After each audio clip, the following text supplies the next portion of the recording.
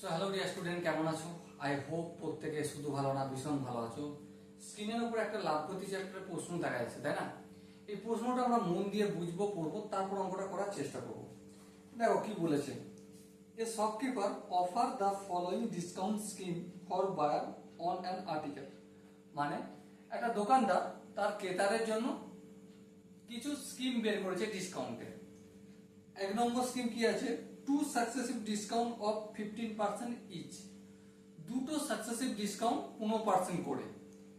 Option 2 আছে a discount of 25% followed by a discount of 5%। Okay. Option 3 আছে two successive discount of 20% and 10%। আর option 4 আছে a discount of 30%। Under which scheme will be selling price be maximum. মানে কোন স্কিমের আন্ডারে, এই যে চারটে স্কিম দেখালাম বললাম, তার মধ্যে কোন স্কিমে সব থেকে বেশি সেলিং প্রাইস হবে। মানে মানে একটাই, সব থেকে কম ছাড় পাবে। দেখো, সেলিং প্রাইস বেশি পাওয়ার মানে কি? ছাড় কম পাচ্ছে কোন স্কিমে, তাই না? যেটায় ছাড় বেশি পাচ্ছে সেখানে নিশ্চয়ই সেলিং প্রাইসটা আমার কম হবে, আর যেখানে ছাড় বেশি পাবে সেখানে সেলিং প্রাইসটা কম, আর যেখানে ছাড় কম পাবে সেখানে সেলিং প্রাইস বেশি, তাই না? তো চলো আমরা প্রতিটা স্কিম করে নেব, স্কিম দেখে নেব, কিন্তু তার আগে সাকসেসিভ ডিসকাউন্ট কিভাবে নির্ণয় করা হয় সেই গল্পটা করে নিই। কি করে নেব? সাকসেসিভ ডিসকাউন্ট নির্ণয় কিভাবে করব সেটা গল্প করি। SUCCESSIVE successive discount. Successive discount কিভাবে নির্ণয় করা হয়, মানে পরপর ছাড় দিলে তার সূত্রটা আমরা অলরেডি ডিসকাস করেছি অন্য এক ভিডিওতে। x plus y minus of x into y by 100। এখানে ছাড় হচ্ছে প্রথমে x%, তারপর y%। দেখো আমি দুটো দিয়ে দেখালাম। সাপোজ মনে করো দুটোর জায়গায় যদি 3টে থাকে তাহলে এখানে যোগ 3টে হবে আর এখানে গুণ 3টের হবে।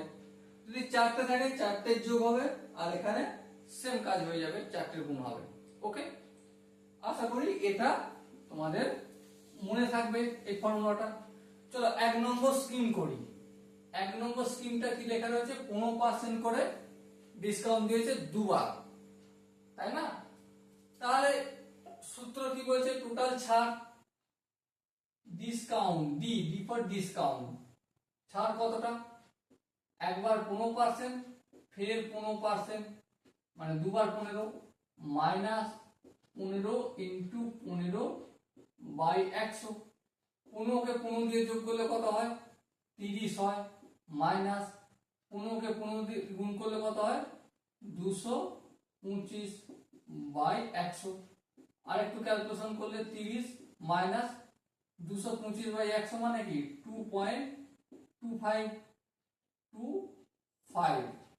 30 থেকে 2.25 যদি বিয়োগ করি তাহলে কত হবে? 27.75%। তাহলে দেখো 1 নম্বর স্কিমটায় 15% করে ডিসকাউন্ট দিয়েছে দুবার, তাহলে সেটা কত হলো? 27.75%। ওকে, চলো এরপর আমরা 2 নম্বর স্কিমটা নিয়ে গল্প করি। 2 নম্বর স্কিমে বলেছে একবার 25%, একবার 5% ছাড় দিয়েছে। প্রথমে 25%, তারপর 5%। তাহলে কি করব?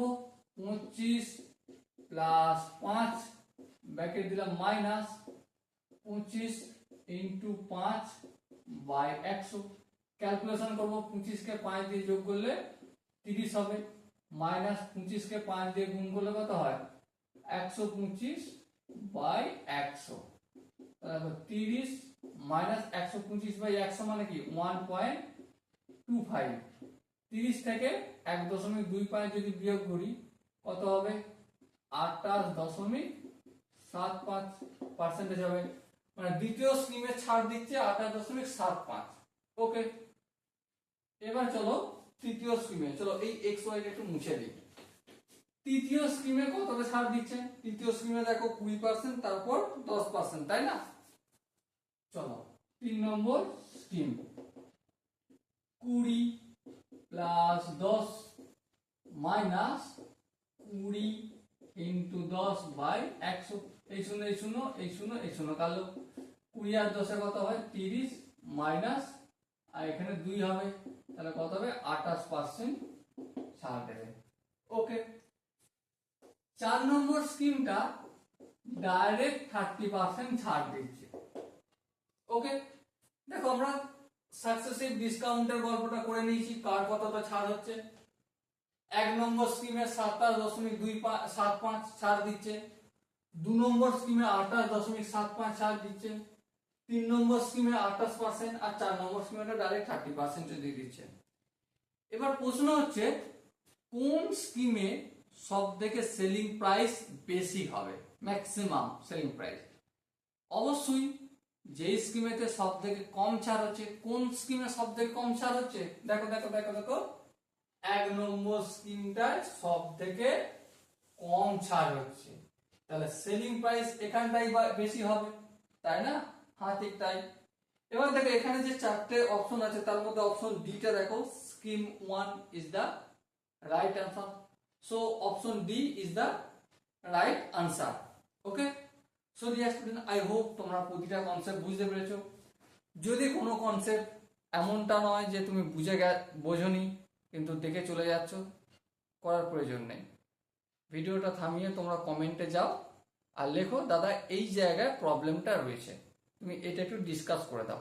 অবশ্যই আমি তার জন্য একটা ডেডিকেটেড ভিডিও নিয়ে আসবো।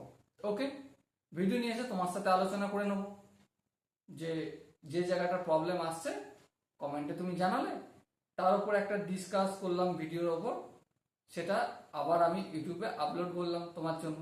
ওকে, তাহলে তো আশা করি প্রবলেম সলভ হয়ে যাবে। সো ডিয়ার স্টুডেন্ট, দেখা হচ্ছে পরবর্তী সেশনে। ততক্ষণ পর্যন্ত ভালো থেকো, সুস্থ থাকো এবং জয় হিন্দ।